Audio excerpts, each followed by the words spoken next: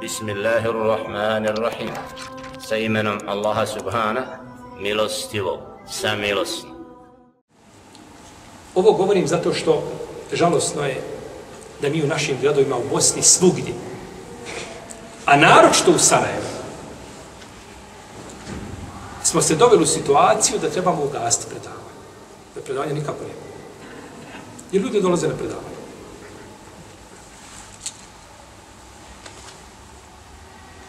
Ne uče svoju vjeru.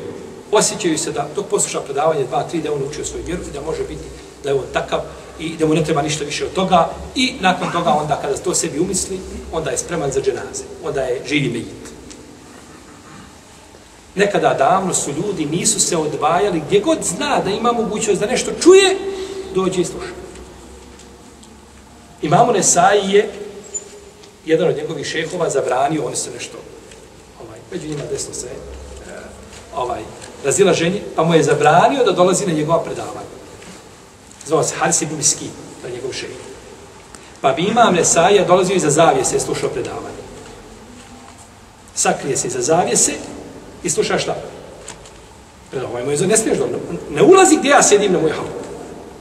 Pa on prošao iza zavjese. Pa kad u svome sunanu prenosi hadise od njega, kaže El Haris ibn Miskin qira'atan alayhi wa ana asma. Kaže od Harisa ibn Miskina, njemu su čitali, a ja slušam. Nije rekao pričao mi je. Jer on je šta? Fizički je na neki način odvojen. Jel tako? Ima nekakav paravan, zavjesa, nije tu ispred. Pa nije rekao pričao mi je Haris ibn Miskin, nego kaže Haris ibn Miskin, njemu su čitali, a ja šta? A ja slušam. Neće, džaba, jesmo se razišli, ja i ti, ne može, ali to mene neće spriječiti da dođem da naučim svoju vjeru. Jednoga dana je došao imam Ibn Hibban, je zabilježio svojom djelom Međruhin, imam Hatib el-Bagdadi u svojoj povijesti grada Damaska, grada Bagdada, da je došao jednoga dana Ahmed ibn Hanbel i Jahje ibn Ma'in, Ebu Zekrija al-Gatafani, da su došli kod jednog velikog učenjaka koji se zvao El-Fadl ibn Dukej.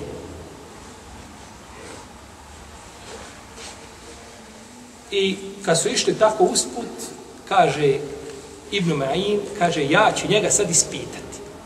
A on je njihov učitelj. Al-Fadl ibn Duken je umro 219. hidžrske godine. Ibn Ma'in 33. a Imam Ahmed 41.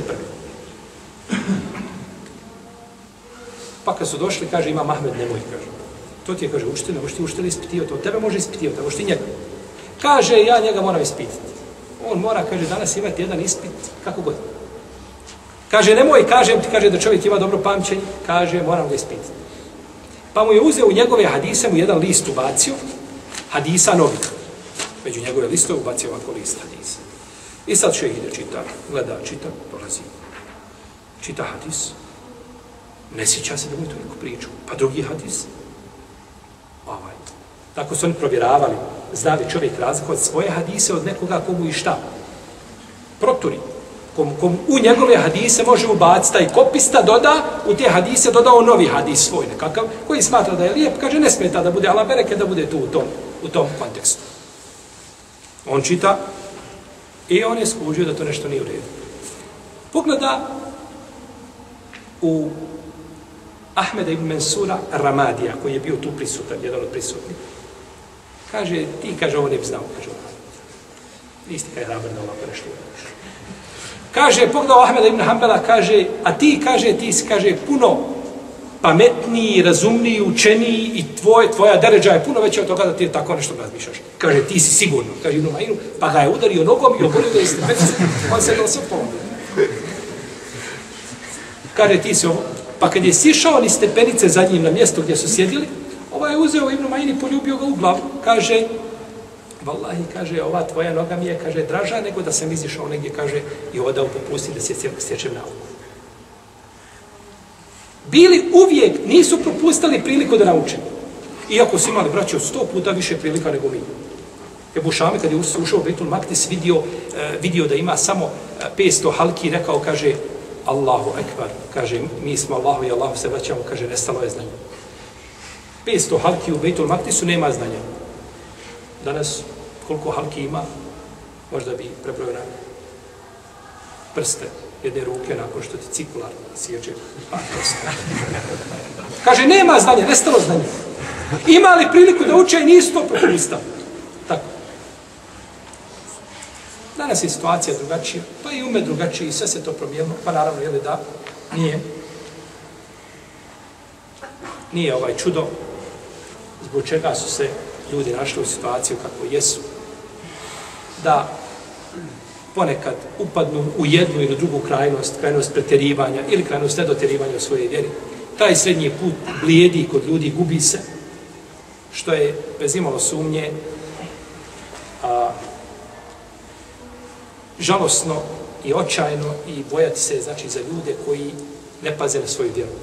Jer problemi ljudi se ne dešavaju ni zbog čega, nego zbog nepoznavanja njihove vjere. Problemi u njihovom dunjaluku, a posebno kada je u pitanju njihova ahiret. Jer uzvišeni Allah je poslao poslanika da popravi naša stanja na dunjaluku i na ahiretu. La'allakum tatadhakkaruna fi dunya wal akhirah. Da biste vi razmislili i dunjaluk i ahiret je sastavni dio tvoje vjere. Pa ne može čovjek mimo onoga što mu je uzvišeni Allah propisao. I dok iziđe van tih okvira, mora se vidjeti u njegovom životu. Znači da nešto ne ide kako bi trebalo ići, mora nailaziti na iskušenja za koja možda neće imati nagradu. Jer čovjek da bi imao za iskušenje nagradu, moraš ići pravim putem, pa te nešto na tom putu snađe, onda je to iskušenje. Ali kad ti skreneš s tog puta, ideš u osnovi krivim putem, pa te snađe nešto, to ti onda kazna. Pa je hajde poznavati čovjeku, znači svoju vjeru, i kada bio u iskušenju, i kada bio u blagostanju, jer uvijek je to korisno za njega i za njegovo društvo.